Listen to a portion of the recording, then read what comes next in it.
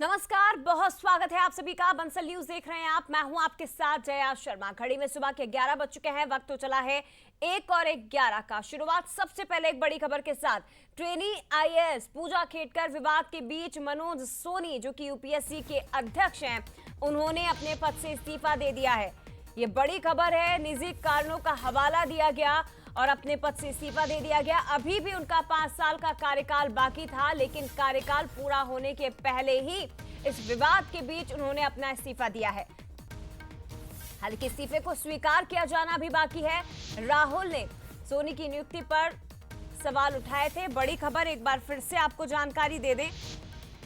UPSC के chairman Manoj Soni, जिन्होंने निजी कारणों के चलते अध्यक्ष पद से इस्तीफा दे दिया है, उनका इस्तीफा अभी तक स्वीकार नहीं किया गया। पिछले साल ही यूपीएससी के अध्यक्ष वो बने थे। 5 साल का कार्यकाल अभी भी बाकी था, लेकिन उसके पहले पूजा खेड़कर का विवाद इन दिनों देश में चल रहा है और इसी बीच यूपीएससी के अध्यक्ष ने अपने पद से इस्तीफा दे दिया है। 2029 तक का कार्यकाल उनका था, लेकिन 5 साल पहले उन्होंने इस्तीफा दिया। 2017 में यूपीएससी में बतौर सदस्य के तौर पर वो जुड़े थे। इधर दूसरी तरफ आपको ये भी बता दें कि पिछले साल ही यूपीएससी का अध्यक्ष इन्हें चुना गया था और यूपीएससी के चेयरमैन का इस्तीफा ऐसे समय में आया है जब ट्रेनी आईएएस पूजा खेड़कर का विवाद इन दिनों चर्चाओं में है। और हमारे साथ न्यूज़र शरद द्विवेदी जी भी इस वक्त फोन लाइन पर जुड़ गए हैं। शरद जी, एक तरफ पूजा खेड़कर का विवाद और दूसरी तरफ कार्यकाल के 5 साल पहले ही मनोज सोनी का यूपीएससी अध्यक्ष पद से इस्तीफा दिया जाना कैसे देखा जाए सर? क्या इन दोनों मामलों को लिंक किया जा सकता है? देखिए, इनकार इससे नहीं किया जा सकता कि इस्तीफे की एक वजह ये भी हो, क्योंकि देश की सर्वश्रेष्ठ चयन प्रणाली जो है, वो देश के सर्वश्रेष्ठ अधिकारियों का चयन करती है।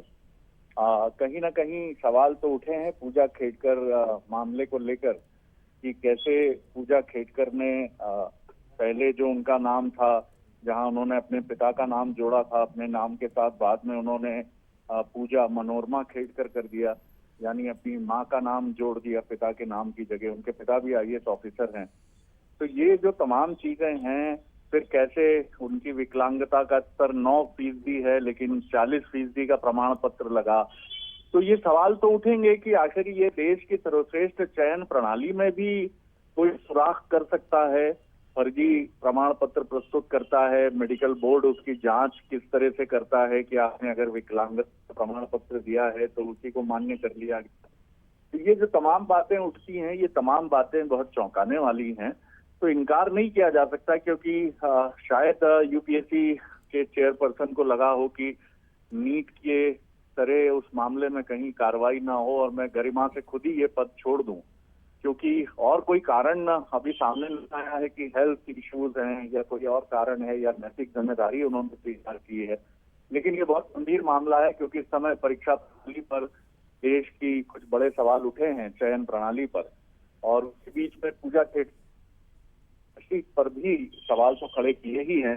क्योंकि आपने देखा जी, अब छत्तीसगढ़ में पीएससी में, खासतौर से छत्तीसगढ़ में बहुत गंभीर सवाल उठे थे। तो ये बहुत, इन सारे विषयों को इस समय मुझे लगता है होलिस्टिक नजरिए से देखने की जरूरत है, और खासतौर से हमें अपने बेस्ट परीक्षाओं की चयन प्रणाली को अचूक और अभेद बनाने की बहुत जरूरत है। जया, निश्चित तौर पर मनोज सोनी 40 साल की उम्र में बड़ोदरा के प्रसिद्ध एमएस विश्वविद्यालय के कुलपति नियुक्त हुए थे और इस तरह वो देश के सबसे कम उम्र के कुलपति बने थे। लेकिन यूपीएससी में बतौर अध्यक्ष पिछले साल उन्होंने ज्वाइन किया और अब 5 साल पहले ही उन्होंने इस्तीफा दे दिया है, जिसके बाद सवाल तो खड़े हो रहे हैं।